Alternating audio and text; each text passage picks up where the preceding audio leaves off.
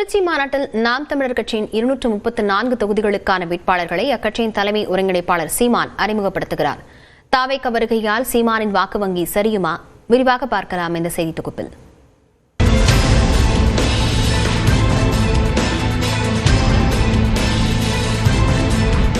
தமிழ்நாடு சட்டமன்ற தேர்தல் களம் அனல் பறக்க தொடங்கிய நிலையில் ஒருபுறம் திமுக அதிமுக கூட்டணி கணக்குகளில் முனைப்பு காட்ட, மறுபுறம் நாம் தமிழர் கட்சியோ தனிவடி கொள்கையை தேர்தல் வியூகமாக கொண்டு காய் நகர்த்தி வருகிறது. அதன் ஒரு பகுதியாக மாற்றத்தை விரும்பும் மக்களின் மாநாடு என்ற தலைப்பில் திருச்சியில் பிரம்மாண்ட மாநாட்டை இன்று நடத்த அக்கட்சியின் தலைமை ஒருங்கிணைப்பாளர் சீமான் ஏற்பாடு செய்துள்ளார்.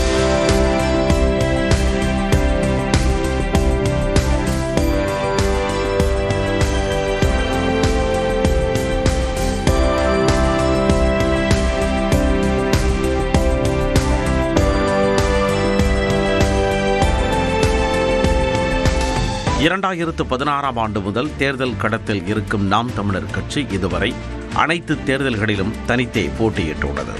2016 ஆண்டு சட்டப்பேரவைத் தேர்தலில் 1.07% வாக்குகளை பெற்ற நாம் தமிழர் கட்சி 2019 ஆண்டு நாடாளுமன்ற தேர்தலில் 3.9% வாக்குகளை பெற்றது.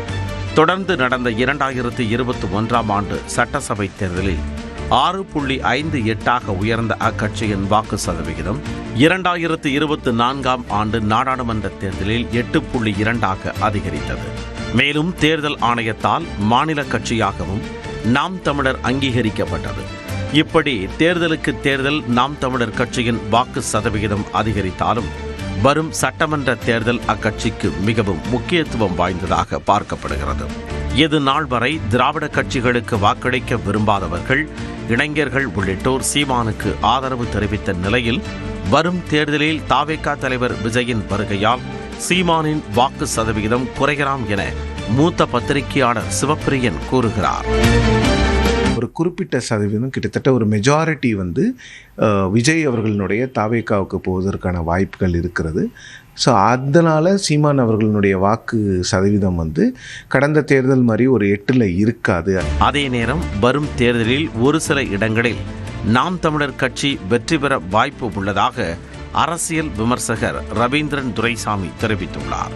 இந்த முறை இரட்டை இலக்க வாக்கு சீமான் வருவார் என்று ஆணித்தரமாக என் கருத்துக்களை நான் முன்வைக்கிறேன். ஏற்கனவே மக்களவைத் தேர்தலிலும் அவர் அங்கீகாரம் பெறுவார் என்ற கருத்தை நான் கூறினேன் என்பதும் குறிப்பிடத்தக்கது.